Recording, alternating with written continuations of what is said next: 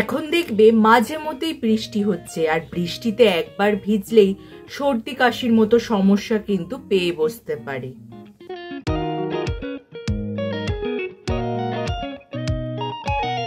Hello friends, welcome back to my channel. আমার সব বন্ধুরা কেমন আছো? নিশ্চয়ই সুস্থ আছো এবং ভালো আছো। এই বর্ষার দিনে আমাদের যাদের রোজ বেরোতে হয় তাদের কিন্তু কোনো না কোনো সময় বৃষ্টিতে ভিজতেই হয়।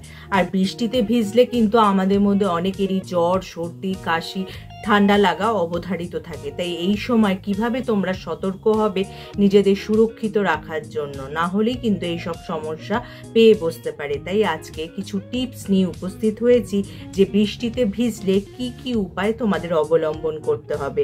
চলো তাহলে ভিডিওটা শুরু করা যাক। ধরো তোমরা অফিস যাচ্ছ, হঠাৎ করে বৃষ্টি নামলো এবং বৃষ্টিতে কিন্তু তোমরা পুরো ভিজে গেলে।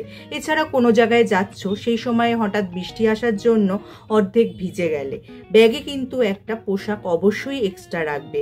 আর বৃষ্টিতে যদি ব্যাগ ভিজেও যায়, পোশাক কিন্তু সবসময় প্লাস্টিক ব্যাগে রাখা উচিত, কারণ তাহলে ব্যাগ ভিজলেও কিন্তু পোশাক ভিজবে না। আর পোশাক বদলে না নিলে কিন্তু তোমাদের অসুস্থ হয়ে পড়ার একটা আশঙ্কা থাকবে। জ্বর, সর্দি, ঠান্ডা লাগার মতো সমস্যা কিন্তু পেয়ে বসতে পারে।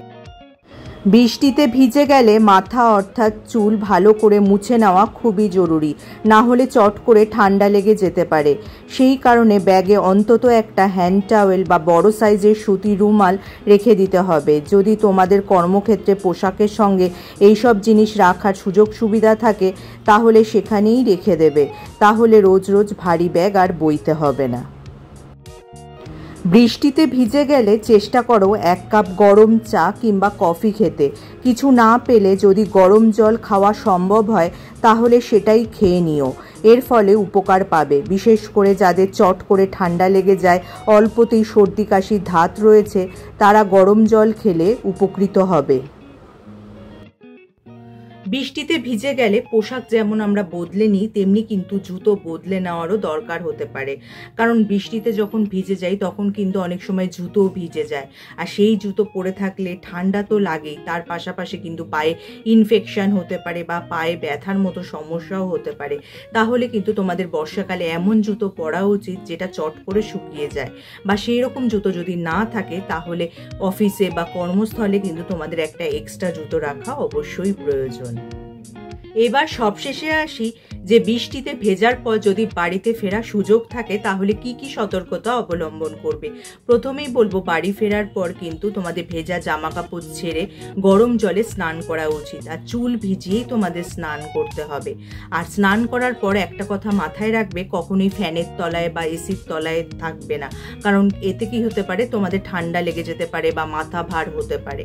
আর সম্ভব হলে যদি তোমাদের স্নান করার কোনো সুযোগ না থাকে সেক্ষেত্রে কিন্তু তোমরা গামছা বা টাওয়েল দিয়ে সারা মাথাটা আগে মুছে নেবে, তারপর গা হাত পা মুছে নেবে। এতে কিন্তু তোমরা উপকৃত হবে।